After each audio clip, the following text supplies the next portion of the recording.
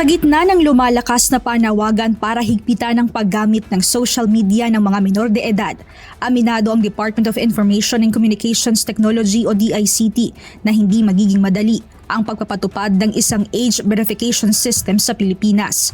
Medyo complicated po na usapan. That requires ng careful po na pag-aaral. It requires careful study and requires broad coordination, not only with the government but amongst stakeholders, the private sector, and the platforms themselves. Paliwanag ng ahensya, isa sa mga pinakamahalagang dapat isaalang-alang dito ay ang pagprotekta sa personal na impormasyon ng mga mamamayan. Ayon sa DICT, hindi dapat na mauwi sa labis na pangungulekta ng mga sensitibong impormasyon ang anumang verification system na maaaring makalikha ng mga panibagong banta sa cybersecurity. Isa rin sa mga tinitignan ang accessibility at inclusivity dahil hindi pare-pareho ang access ng mga pamilya sa mga formal identification system at digital verification tools.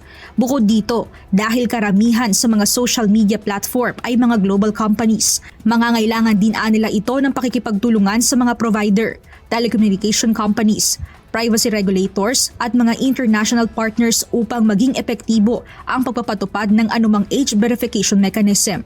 There's no simple solution. Pag sinusubukan po natin i-enforce yung social media and online game restrictions for minors, there's no magic solution po eh. Naniniwala po kami na yung online leaks na hinaharap ng mga bata, it's very broad and very complicated. Kahit magpapatupad po tayo ng minimum age requirements, it remains po yung challenge ng paggamit ng maling edad sa account registration. No? Madali po nilang gawin yan. O paggamit po ng account ng ibang tao.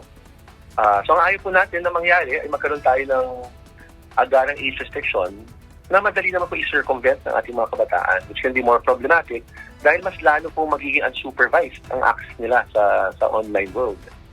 Dagdag pa ng DICT, hindi lamang ang Pilipinas ang nagsusuri sa ganitong uri ng polisiya.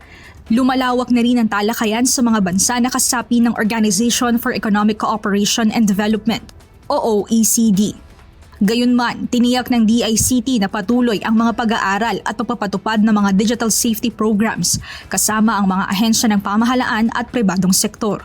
Binigyan diin din ng ahensya na bagamat mahalaga ang mga restriksyon, mas mabisa pa rin na maabot ang ligtas na online environment sa pamamagitan ng pinagsamang maayos na batas, responsableng mga digital platform, aktibong gabay ng mga magulang at guro at mas malawak na digital literacy sa mga kabataan.